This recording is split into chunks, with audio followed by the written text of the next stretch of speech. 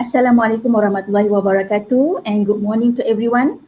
Welcome to the 42nd webinar, and on behalf of IBD Director, I would like to welcome our next speaker for our webinar on biotechnology, science, business and society, Dr. Muhammad HAMZAH Muhammad NASIR, Assistant Professor from KULLIYAH of Science, International Islamic University, Malaysia. So this is a brief introduction about the speaker. Dr. Hamzah is an academic and researcher in the Department of Biotechnology, specializing in medical biotech with focus on disease diagnostic and therapeutic model. So his primary research focus on the identification and validation of biomarkers for disease diagnostic, utilizing zebrafish model for various biomedical application. Dr. Hamzah has developed testing model using zebrafish embryo for toxicity study and employs the zebrafish larvae in research focused on tissue regeneration. So his work with the adult zebrafish includes studies on diabetes and neurodegenerative disease. With a strong interest in improving and refining zebrafish model, Dr. Hamzah has made contribution to advancing the diagnostic tools and methodologies in medical biotechnology. So his research aimed to bridge the gap between the lab, model and the clinical application in disease diagnostic. So today, I think all of us, we have a high interest in you, Dr. Hamzah, because of the topic that you want to deliver regarding the overview of utilization of zebrafish embryo for toxicity study, which is, I think, is a very hot topic today, and we are very happy to hear from expert like you. Thank you again for accepting our invitation, and we are all waiting for your very interesting sharing. Please welcome, Doctor. All right, thank you very much, Puan MAIZATULAKMAL, for the very nice introduction about me. Actually, I'm just a normal lecturer, okay, and doing research in zebrafish. All right, so is everything clear? Sound check. Okay, good. All right. Yes. All right, so the topic today, inshallah, we'll talk about the zebrafish embryo toxicity, and it is about the applications of zebrafish embryo for the high throughput toxicity and teratogenicity. So, before we go further into the topics, I would like to highlight over here. We are focusing today for the use of zebrafish for the toxicity. Okay, and the toxicity that we are looking at is the acute toxicity. All right. Uh, for the teratogenicity, it is more uh, on the impact of the embryogenesis, okay, and how these substances that we test, okay, uh, can cause the delay in the development of this embryo. Okay, so in this 1 hour, inshallah, we'll talk about the the use of these little fish. So, what are the points that we are going to discuss today? Okay, first we need to look into what's the history. Okay, how people or research scientists know we can use a zebrafish embryo for the toxicity testing. Then we need to look into the concepts, how this testing can be used to represent us. Okay, because we are doing this toxicity testing to make sure that a component or a substance that we are looking at, we are investigating, okay, they are safe, not toxic to us or to the environment. And then we will look also into the well-established zebrafish embryo toxicity protocol, which has been published by the OECD under the test guideline number 236. And the most important part is how do we report? Okay, how do we report and how do we analyze the data from this fish embryo toxicity? All right. So, what make us things that we need to do the toxicity testing? Okay, because we want to protect what matters to us. Okay, for us, we are working with a lot of components. We are working with a lot of chemicals, okay, substances, extracts. so on, we need to make sure that they are safe. Okay, they are safe to us, to environment, also to the aquatic life. Okay, so for that, we have the toxicity testing that we need uh, to conduct. Okay, so that we can declare our product is safe or not safe to the environment or even to us. Okay, so when we are talking about the toxicity, there are two generic classification. It's either acute toxicity or chronic toxicity. In this zebrafish embryo toxicity, we are focusing only on the acute toxicity. That's why we look at the short-term exposure durations between 24 to 96 hours. Okay, and we are looking at the high doses, and the report from the is either LD50 for adult fish, or in embryo we report it in the form of LC50, lethal concentration. All right. So, what are the driving force for the toxicological data? Okay, for us in Malaysia, when we are working with the chemical substances, okay, especially the manufacturing company, they must comply certain regulation. Okay, and that's actually comes from the requirement, okay, for us to make sure that the chemicals that we are working with, they are safe to the environment, and we can classify them according to the hazard classification. If you look at the EU, they have the Council Directive number 67, okay, which has the requirement for the toxicological data when they want to register the chemical. Okay, and in US, even more strict when even the effluent from a manufacturing plant must also supply the effluent toxicity testing data. Okay, so with that, it require that the manufacturer or the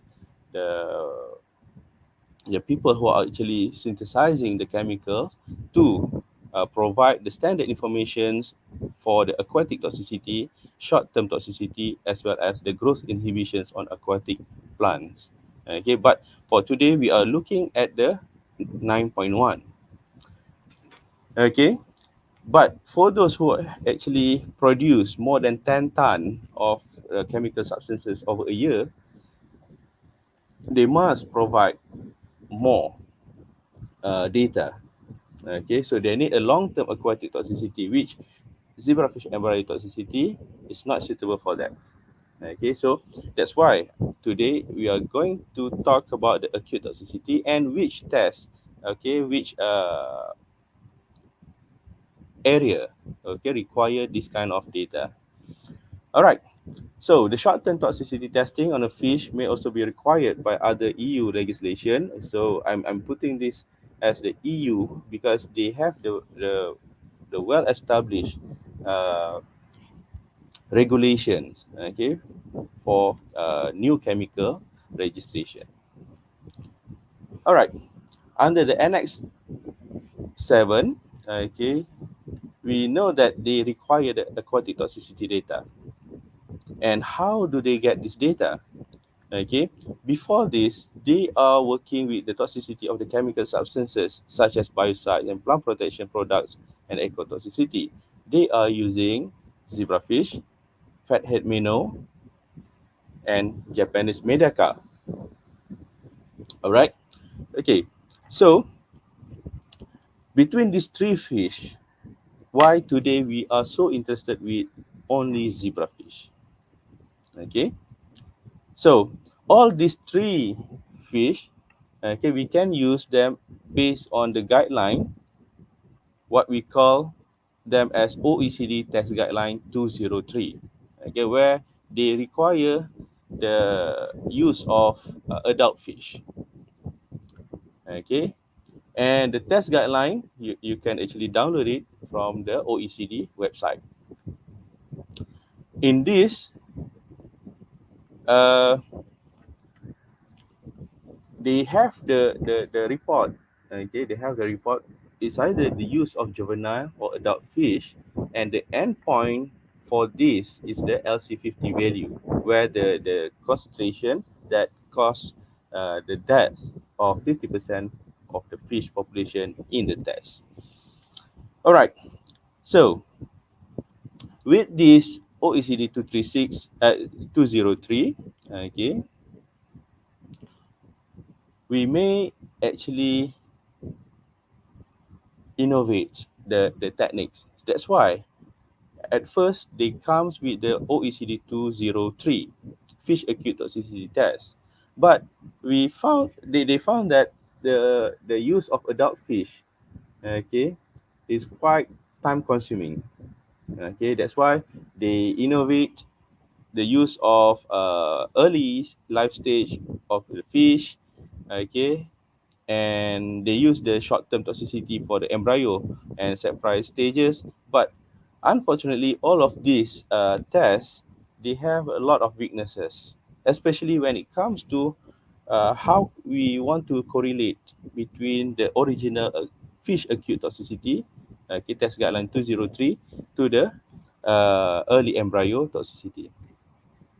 And the other things that makes people try to move away from the use of adult fish is when they have the directive of 3 Rs, okay, where the use of animal, okay, must be either reduced, refined, or replaced if possible. Okay, so with that, there are a team that refine the methods of fish toxicity. Okay, and that is the reason why, okay, people look into the use of embryo, because under that regulation they say that the directive for the 3 Rs shall apply to the following animals: non-living vertebrates animals, including the independently feeding level form. Okay, so during that time, a researcher didn't know what is the meaning of independently feeding level form. Okay, so that's why few years later they redefine, okay, they redefine the the term, and they put in the specific, okay, where they highlight the fish should be counted from the stage of being capable of independent feeding onwards, meaning zebrafish kept in optimal breeding conditions about 28 degrees Celsius should be counted 5 days post fertilization. What does it mean? Okay, the impact is you can actually do the fish embryo toxicity without the requirement for animal ethics, except, okay, for you to maintain the adults. Okay, so that's mean the testing itself do not require the animal ethics clearance. Okay, all right, so that is the idea, okay, why we can use this zebrafish embryo. But that is more on the technical aspects. Okay, so they are a team from German, okay, under the Heidelberg University. They come up with the proposal, okay, and this proposal is quite extensive. Okay, if you have a chance, you can actually download this and see, okay, what's the concept of fish embryo toxicity, okay, and how they compare between the zebrafish, medaka, and also fathead minnow in the terms of performance, sensitivity, and also the reproducibility. All right. So under the fish embryo toxicity assay, okay, we can see that there's a lot of evolutions, and the one that you can download from the internet today, okay, the OECD 236, they are actually evolved from the paperworks from this Heidelberg University, and they just make sure that other people can reproduce that. Okay, so the methods that we have today, the OECD 236, is actually the adoption by OECD in 2013 that actually what we call, they endorse the use of zebrafish embryo as the main uh, criteria for the short term and also the acute toxicity for chemical and substances. All right, so how do we know that this little fish, okay, this adult fish, and also the embryo can have the same performance in terms of the toxicity data? Okay, if you look over here, okay, they have made quite an extensive study, okay, to get the correlation between the use of adult fish, okay, and also the use of fish embryo test. And we can see over here, they declare that only 5 out of 100 substances, okay, the fish embryo LC value was not within the range of the correlations. Meaning that the value that we got, the LC50 that we got from the fish embryo toxicity, can represent the fish, the adult fish acute toxicity. Okay, so this is the evidence to show that the use of fish embryo, the zebrafish embryo, is sufficient enough, okay, for us to test the toxicity, for the acute toxicity. All right, so why zebrafish? Why not the fathead minnow or medaka? Let's have a look and know a little bit about these little fish. Okay, so first, zebrafish, we have a well-known the sequence genome, and we can actually access the whole genome from the database. Okay, it's either GenBank or ZFIN database. Okay, and from the sequence that we have, we found that we share the same or high percentage of gene homology. It was known that about 70 to 80% of the disease genes in zebrafish can also be found. They are autologs in human. Okay, it gives us sort of an idea saying that this little fish can represent us in certain diseases. And compared to the other two fish, okay, the fathead minnow and also the medaka, zebrafish has a quite extensive characteristics that has been mapped and been deposited in the data bank. Okay, you can actually access that data from ZFIN database. And this fish also easily available. You can get it from the pet shop near your house, your location. Okay, but for the scientific purposes, we need to make sure that we have a good genetic details of that fish. Okay, and for the zebrafish, it has a transparent eggs. Okay, make us easy to assess the development of the embryo within the eggs. The life cycle of this fish also quite short, because from the day the eggs spawn and fertilize, okay, until it get into adult, it only takes about 3 months.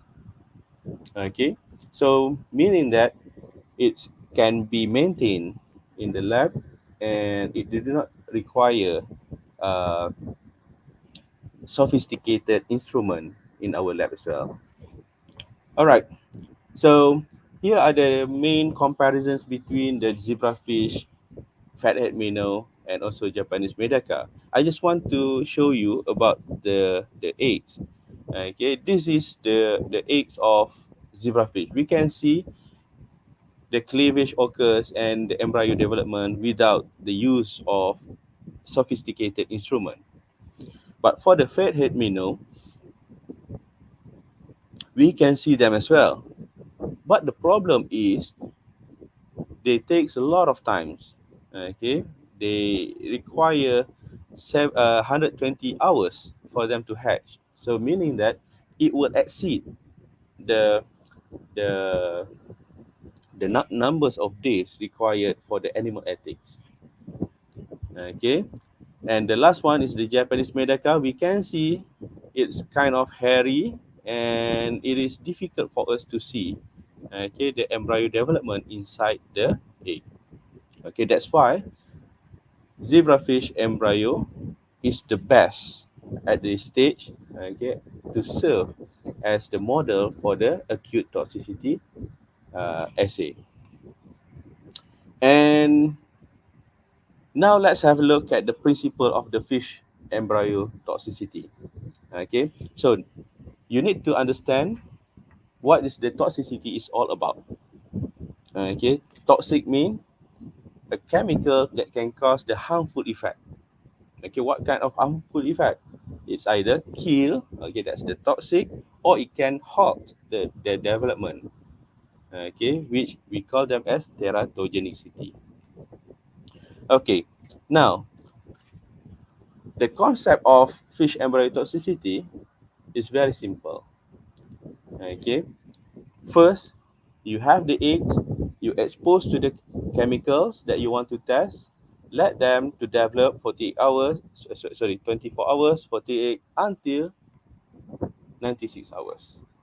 Okay, and you just need to observe them, okay, under the microscope. Okay, what kind of microscope? It's just a light microscope, enough. Okay, for the toxicity testing, it's just enough for you to be able to see the coagulations or not. Okay, to differentiate between the live or the dead embryo. Okay, let's have a look at this the points that we see from the embryo. Okay, here is the endpoint used for the acute zebrafish embryo toxicity test. If you want to see just a toxicity, okay, it's either live or dead, we look at the lethal endpoints. Okay, at this, we only see the coagulations, okay, as early as 8 hours. Okay, 8 hours post exposure to the chemicals. And then we see if there any growth or development on the embryo by looking at the tail detachment, okay, at the age of 24 hours. Okay, we can also see if there any issues with the development by looking at the somite formation. Okay, at the 38 hours, we see the all things because we can start to see the heartbeats of this uh, embryo at the age of 48 hours. Besides the signal or the characteristic of the lethal endpoint, we can also see the sublethal development endpoints, where we look at the completion of glastula, the formation of somites, the developmental of the eyes, okay, and also a lot of other things, okay. Because in our lab, we love to see, okay, is there any uh, sublethal effect. Okay, because sometimes when we test the chemicals, okay, the extracts that we have in our lab, okay, we see that the embryo develop. Okay, the embryo and develop. But the problem is the development is not according to the what it's supposed to. Okay, so that's why we look at the sublethal development as well as the teratogenicity. Okay, there is a case in our test, okay, from our routine toxicity testing of certain chemicals in our lab. We found that, okay, at certain concentration, it didn't cause the embryo to die or coagulate, but it may cause the malformation. Okay, dia jadi cacat. Okay, the malformations somehow can be severe, as what we can see in our lab. There is when we test using a laser. Okay, the fish develop without the head. Okay, so we can see uh, the use of the zebrafish not only for the chemical substances but also other uh, toxic inducer, okay, such as the UV light or high impact signals. All right, now let's have a look at the OECD 236. Okay, because our topics today is more on the fish embryo toxicity, so that's why I'm focusing on this protocol. OECD 236 is the well-established protocol, and you can actually download it from the link given here. Okay, and the protocol, it looks like this. Okay, so it's adopted in July 2013, and in this document, it has a lot of issues, a lot of parameters that we need to consider before we can start with the OECD 236 protocol. Okay, the protocol actually complete, and you can adopt this protocol in your lab easily, inshallah. All right, so this OECD 236 can we use for our chemicals? We need to answer this question first. But what kind of things or characteristics that allow us to use the OECD 236 protocol? First, is our chemicals, compound, extracts soluble in water? Are they also stable in water? And can they maintain the treatment pH between 7 to 8? Because we know that the when we uh, solubilize our extracts in water, sometimes it may change the pH. Okay, so as long as it can maintain the pH treatment between 7 to 8, and they do not require the biotransformation. Okay, if you say yes for the water solubility, if you yes, they are stable in water. If you say yes, they can maintain the treatment at the pH 7 to 8, and no for the biotransformation requirement, then you may proceed with the OECD 236 fish embryo toxicity testing. Okay, so once you can do this, okay, well, if you meet the criteria, so what do you need to have in your lab? It's just simple setup. Okay, what you need is only the adult fish, so that you can use them to serve as the breeder. Okay, male and female, and they must have a good spawning characteristics. Okay, so that's mean in my lab we usually use the fish from the age of 6 months until 1 year. Okay, and after that we will stop them from the service. Okay, because the quality of eggs will reduce. Then we need the breeding tank. Breeding tank can be as simple as just a net, because we need to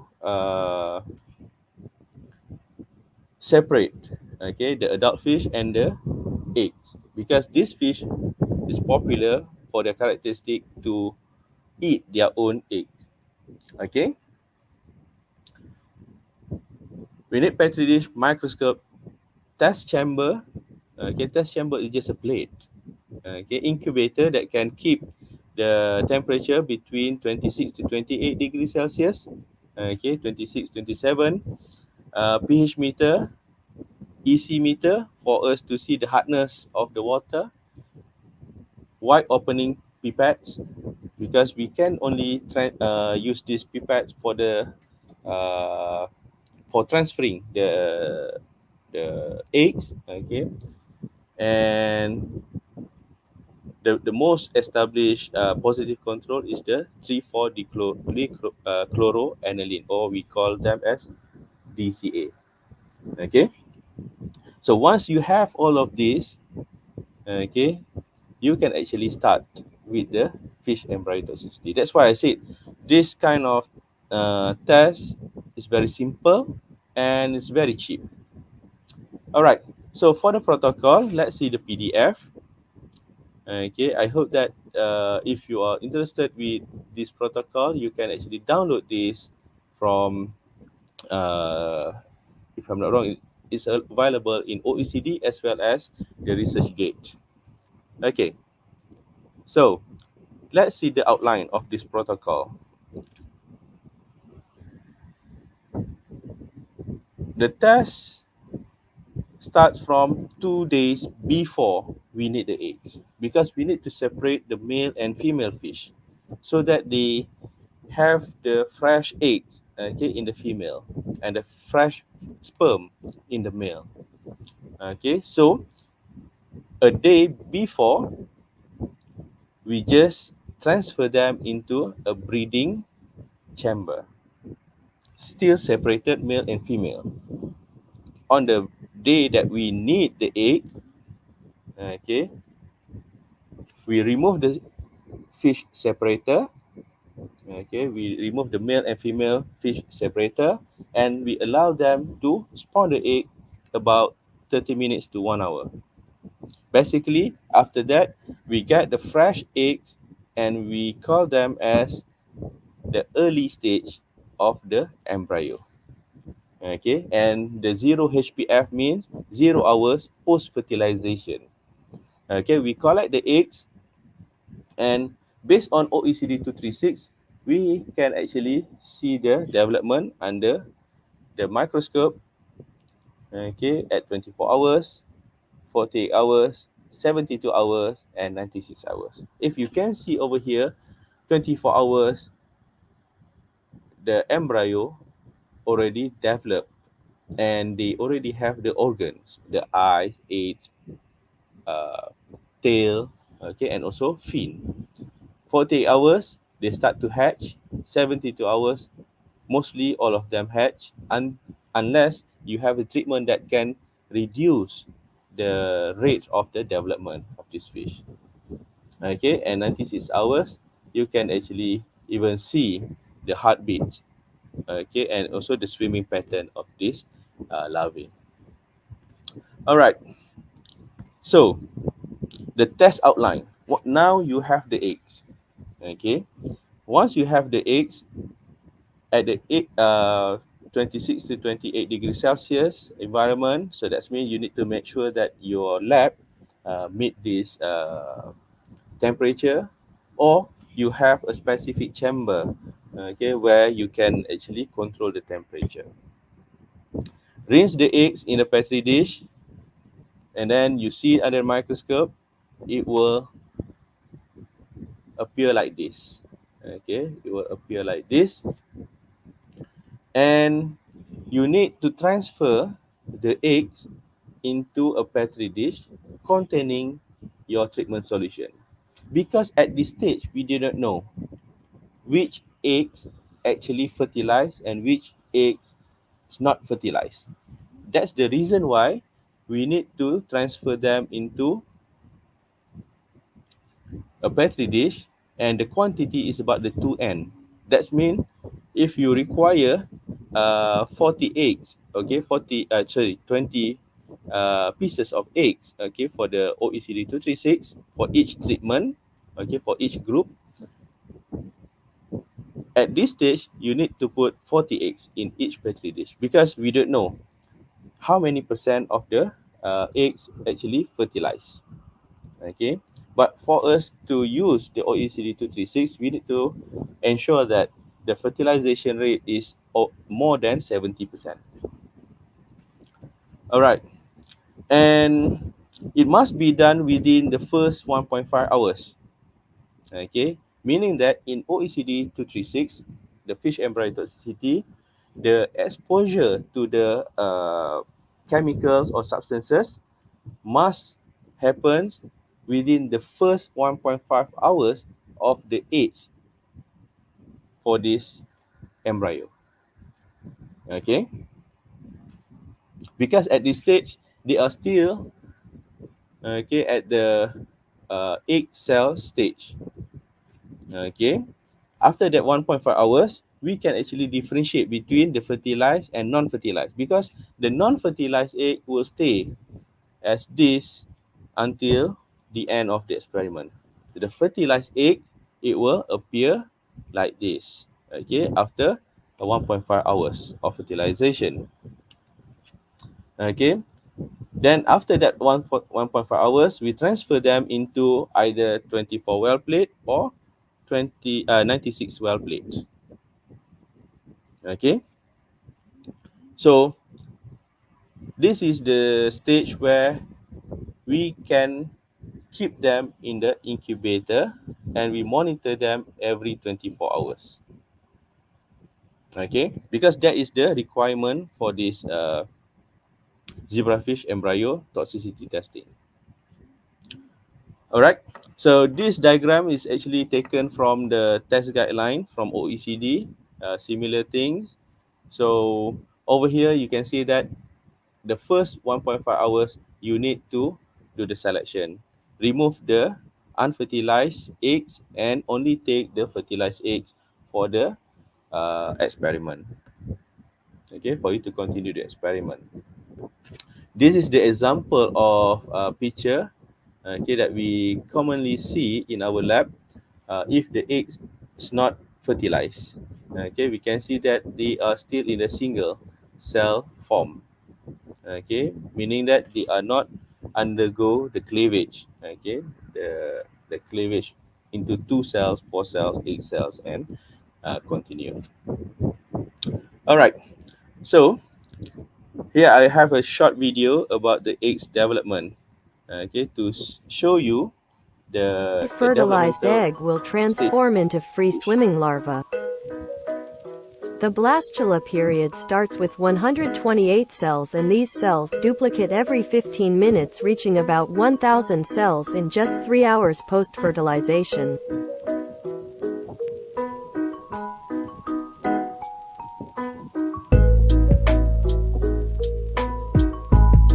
Epibole describes the cell movements that occur during the gastrulation period of embryonic development.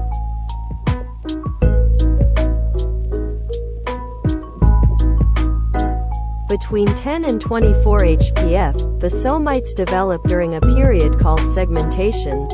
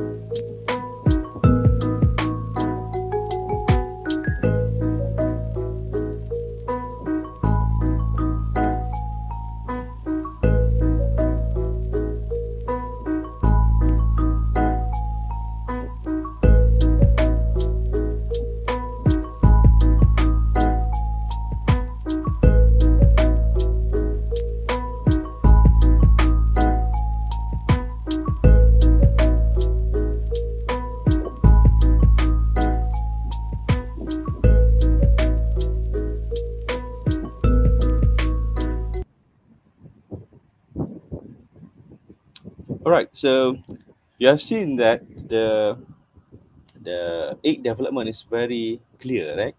Okay, it start from the fertilized ova, okay, the egg itself, and then undergoes cell divisions. Okay, the mitosis occurs, and then it start to develop into organs, and you can see them just over 24 hours.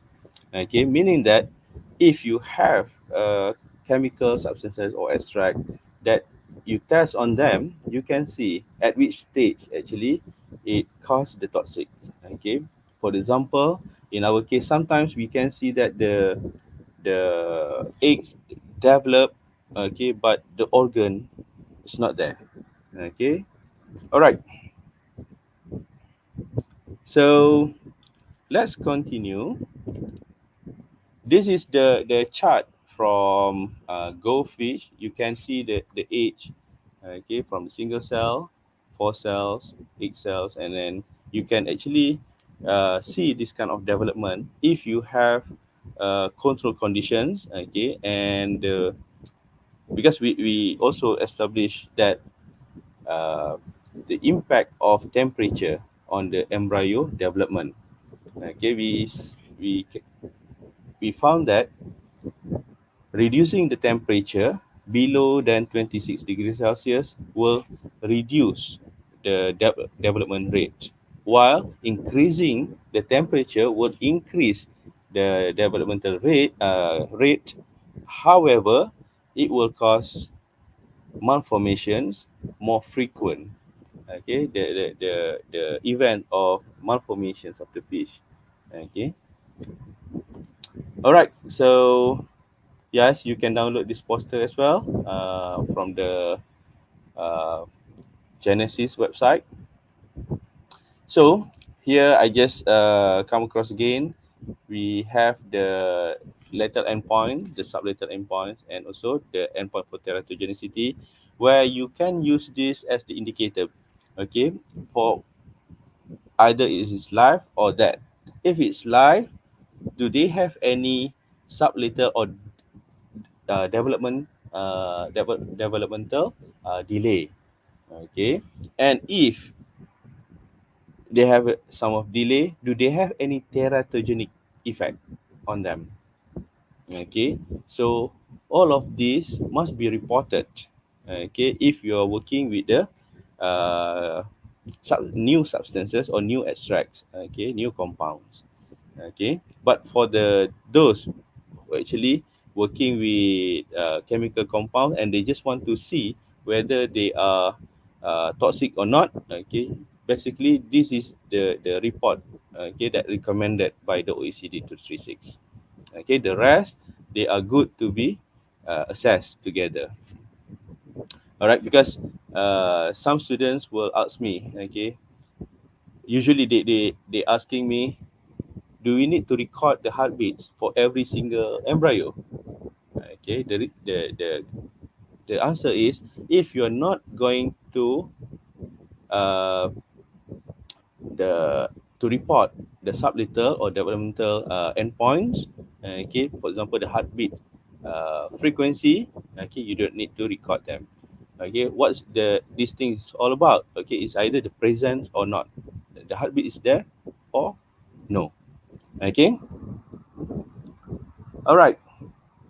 So yes, usually the reporting of the result, we require this, and we see the differences between the live. Okay, so this is the dead, the coagulated eggs.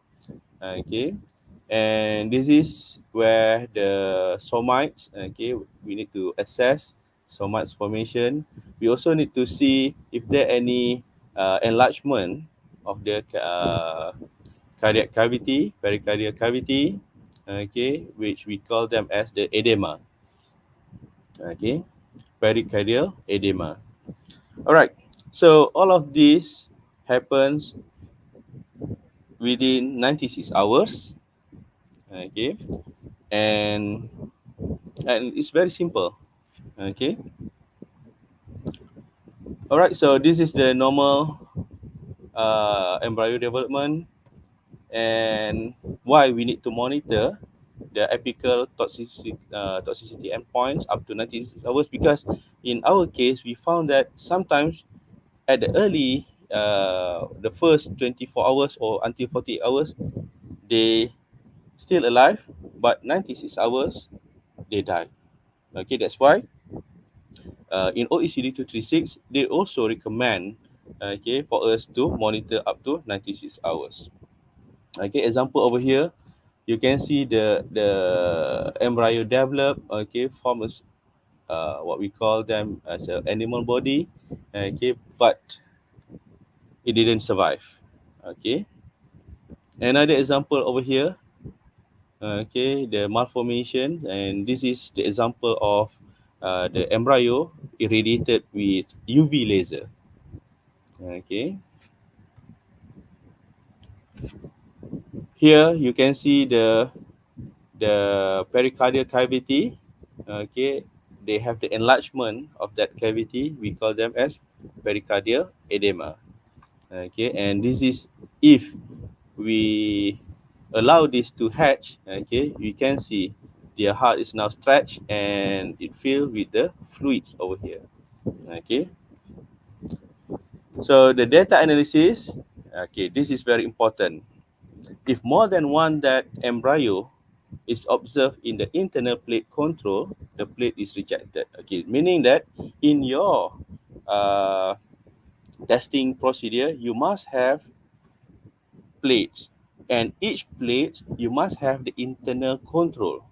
Okay, and internal control, if one of them that okay, that means we need to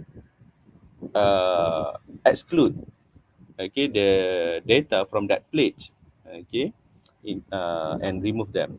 But there are few questions. If only this is the rules for us to remove the data from one plate, that means we will lose one concentration. Okay, one concentration group. Okay, so that's why in our lab we have tested between the use of 96 well plate versus 24 well plate. Okay, and we found that there are no differences.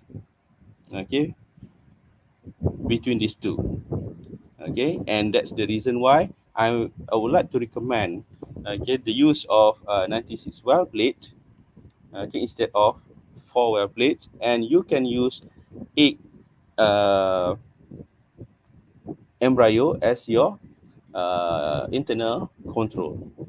Okay, with that you have more chance to accept the depth of the embryo, okay, compared to this regulation, which is one dead embryo over 4 this internal control, you need to reject the plate. Okay, all right. So in the sense of data analysis, you need to convert the mortality percentage into the probit regression value, and from the probit regression value, you have to anti-log them and get the LC50 concentration. All right. So for the data analysis, it's quite long for me to discuss over here. If you're interested to know more, maybe inshallah we can discuss that in other platform. All right. And using this procedure, the OECD 236, the prescribed in the guideline, the test limits may be performed about 100 milligram per ml, because it is difficult for you to have 1000 milligram per ml in a solution, okay, for you to test them with this embryo, because it's very difficult for us to have that in a clear solution. Okay, so in order to demonstrate the LC50 greater than this concentration, we need to test the limit of solubility of our extract. All right. So the usual question that I got from my students, my collaborators, okay, for 24 well plate require 2 ml of test media. Can we use lower volume, especially when we change into 96 well plate? Okay, so the data is here. Okay, you can see that uh, the use of microtiter plate 24, 96. Okay, the volume differences between them, they still have the same sensitivity against this positive control. Okay, meaning that they don't have any effect okay to this test. Can we use more than one eggs in each well? Okay, because sometimes they don't want to waste the 24 well plate. Okay, so can we use more than one egg per well in plates? Okay, and we found that it doesn't really cause any issues. Okay, the survivability still maintained. Okay, and they can adjust the oxygen consumption according to the density.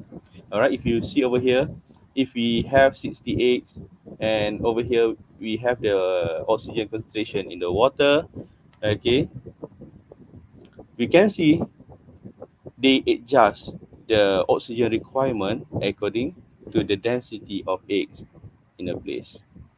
Okay, how fast should I add the test item to the eggs? Because in the test guideline, it says that it must happen within the first 1.5 hours of the age of this embryo.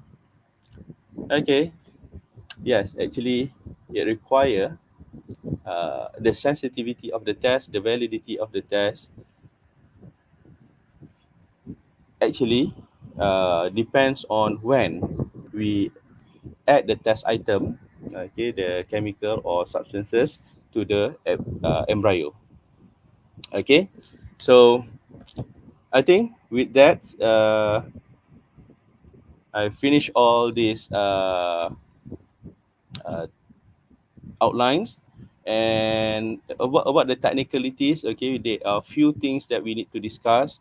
Okay, especially when it comes to keeping the eggs. Okay, do we need to keep them in the constant temperature? Okay, do we have to control the photo period and so on? I think there are few questions in in the platform. Okay, so with that, I would like to thank my collaborator. We have over here Prof. Farul from UTM. Actually, he's one of the best collaborator. We are working with honey, okay, and we test them on the zebrafish for the diabetics model. Dr. Wael from IUM, we are working on the neurodegenerative. We are looking at the neuroprotection, okay, neuroprotective of effect of certain herbs and certain traditional formulations uh, against the Parkinson diseases. Okay, Dr. Haris from IIUM, we are working for the therapeutics in sport medicine, especially looking at the tissue regenerations. Okay, what kind of treatments that can actually enhance the tissue regenerations in sport medicine. Okay, the last one, Dr. Nur Sakina from USM. We are working with the laser and see the toxicity of certain laser, especially the laser that people use in the cosmetic and so on. All right. So we have PhD student over here, and I have one student from UTM attached in my lab. Okay, master in medicine. Okay, working on the tissue regeneration, and I have FIPs which working in embryo toxicity as well as the probiotics experiment. All right, with that, yes, that's all from my part, inshallah. Before we go to the question.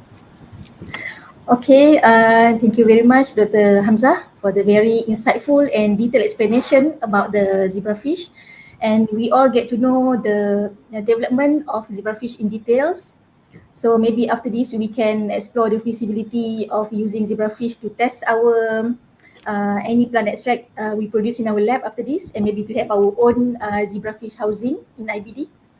Okay, now we would like to invite for any questions from the floor, maybe from our social networking from Facebook or YouTube, to ask anything about our topic today. And before that, I would like to ask a question from my own, Dr. Hamzah. This is Yeah. regarding on how to consider either to use the zebrafish embryo or adult zebrafish in any testing. How to decide, and which one is much more difficult to handle, either the embryo or the adult zebrafish. All right. Okay. So it's between adult fish versus the embryo. Okay. So now let's have a look. Usually when we want to start to establish the toxicity data of our test item, we always start with the most simplest. Okay, which is, for me, I would like to recommend the use of fish embryo toxicity first. So from there, we can see the lethal concentration, the LC50 value. Okay, because with the fish embryo toxicity, we cannot see the specific organ toxicity. Okay, but for the adult fish, we can actually assess is there any histopath on the organ, histopathological data on the organs of zebrafish. For example, do they affect the kidney? Do they affect the liver?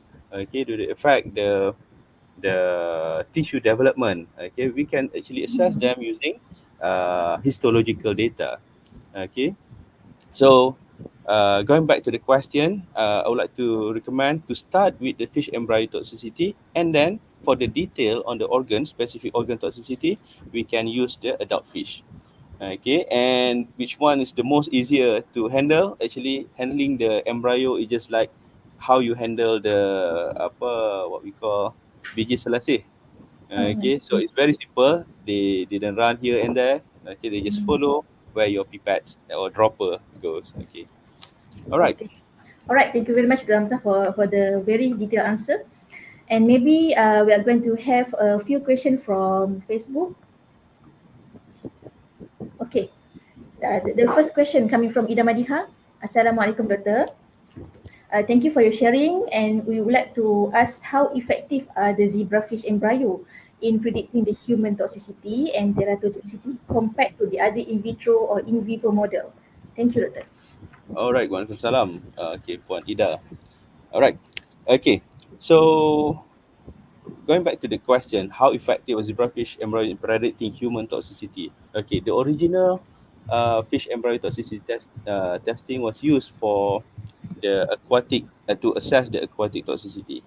Okay, but later, when more people are working with this zebrafish embryo, we found that uh, there are more data, okay, that we can use to defend or to show the representations to the human toxicity.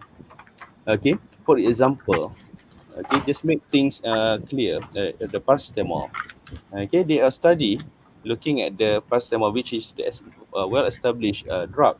Okay, and they test using the zebrafish embryo. They are testing using zebrafish adult, and also looking at the other animal model. Okay, we found that the correlations between these, okay, is quite high. It's just a matter of in the fish embryo toxicity, we have that value in the form of LC. Okay, not the LD. Okay, so we don't know what's the toxic dose per individual. Okay, so going back to the question, how effective are the embryo predicting human toxicity? Since we have more genetics representation, okay, and also the biological processes, we can say that it is close enough, but as alternative model, okay, we need to also see how these fish embryos, okay, actually have the same physiological and also the metabolism as human, because some drug require metabolisms before they active. All right, so I hope that answer that questions. Okay, thank you, Miss Ida Madiha, for asking the question, and hopefully the answer is helpful. And maybe we move to the next question from Mr. Muhammad Amirul. Assalamualaikum, Doctor. What are the limitations of using zebrafish embryo for teratogenicity testing, and how this limitation can be addressed? All right, Waalaikumsalam, Muhammad Amirul. Okay, the limitation, there's actually a lot of limitations, okay, especially when it comes to the solubility and also the stability of your test items in water. Okay, we found that they are a lot of tendency now, they want to work with nanoparticles. Okay, because nanoparticles, they have size, and they may sink, they may float, or they may just floating around in the column of water. Okay, and because of this test, they are static, meaning that if they are floating up and the eggs is at the bottom, they don't have any contact with the egg. Okay, Okay. so we can't really assess that. Okay, so as I said, that the limitations of this zebrafish embryo toxicity and also the teratogenic testing, they are more on the technical parts. Okay, the technical part, which is the solubility, the stability, and also the formulations that you are looking at. Okay, for example, hydrogel. How can we test the hydrogel? Things like that, right? Okay, there's require preparations of the test items more compared to the embryo toxicity themselves. All right. So regarding going back to this question, okay, I can say that there are a lot of limitations. As long as you can address the limitation, okay, and you can actually come up with the testing, and you have the control, the positive and negative control for that scheme, inshallah you can actually overcome that limitations. Okay, thank you So, very much, Doctor. Maybe before we run the experiment, we need to have try and error first to get the optimized condition for all the testing before we proceed to the next level. yeah, sure. Okay. So, okay, thank you very much, Mr. Muhammad Amirul, for the question. And maybe, okay, this is a quite a long question from Dila Muhammad Noor. Assalamualaikum and thank you, Dr. Hamzah, for your insightful presentation. Could you kindly elaborate the optimal condition for maintaining zebrafish embryo during high throughput screening to ensure the reliable and consistent result? Specifically, I would appreciate more detail on factors such as temperature, pH, and light cycle that could be carefully controlled during the process. Thank you for your time and expertise, Doctor. All right, thank you very much, Puan Dila. Dilan. Yeah. All right. Okay. So regarding to that question, actually there are few things that we need to consider. All right. First, if it is just about the embryo toxicity testing, okay, it is more related to the test itself. Okay, but preparation to the test. Okay, for example, to prepare the adult fish to get the high quality eggs. Okay, we have the different thing, which is more on the zebrafish husbandry. Okay, so for the zebrafish husbandry, okay, the adult fish that we keep in our lab, so we must make sure that they are happy. Okay, how do we know they are happy? They are not smiling to us. Okay, so uh, as long as the fish are maintained closer to their natural requirement. For example, the pH of the water, the hardness, the conductivity of the water, okay, the turbidity of the water, the volume of water in ratio to the number of adult fish, and we also maintain them with a good diet.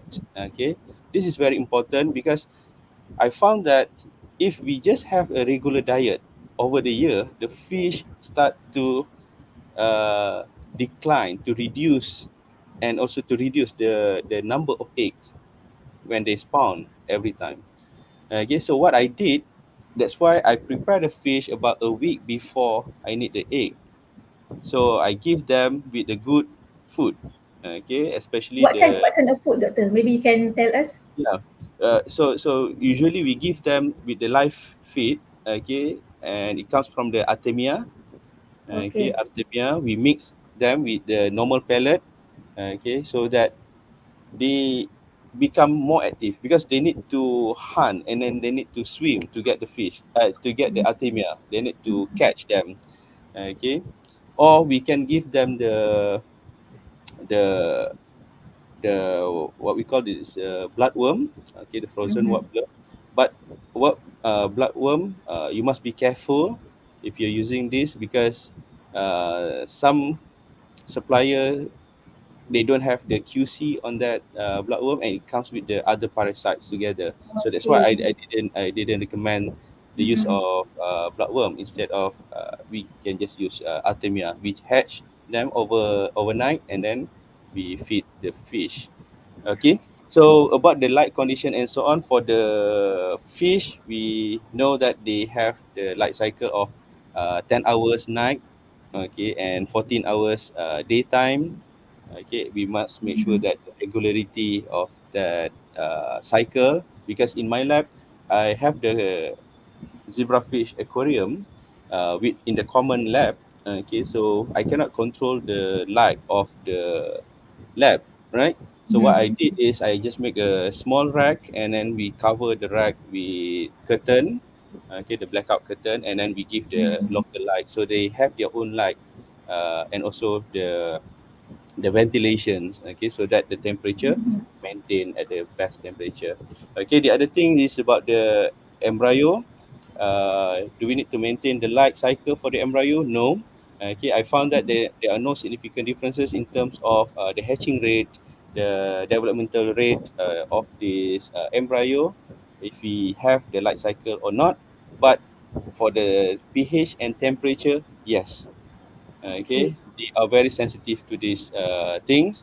That's why Mhm. I say that you need to make sure that the test item at the correct pH, because the reduction of pH to 5, okay, what we tested before, it actually cause damage to the chorion of the chorion means the shell of the eggs, Okay. okay, which will actually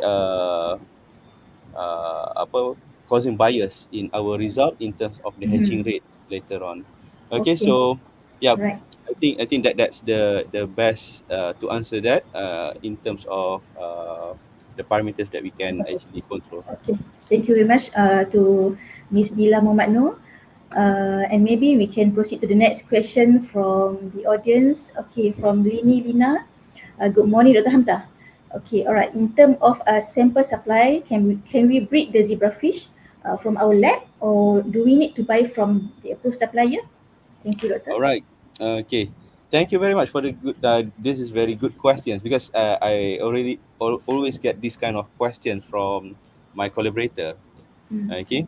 So for the fish embryo toxicity, you can actually use the wild type, okay, which is that you get from the pet shop, okay, because in the fish embryo toxicity themselves, we have the sensitivity assay using the DCA, dichloroaniline, okay. If using the DCA, dichloroaniline, didn't cause lethality, okay, to the embryo, meaning that they have the resistance. Okay, if they have the resistance, meaning that some properties of this embryo, okay, this zebrafish embryo has been altered.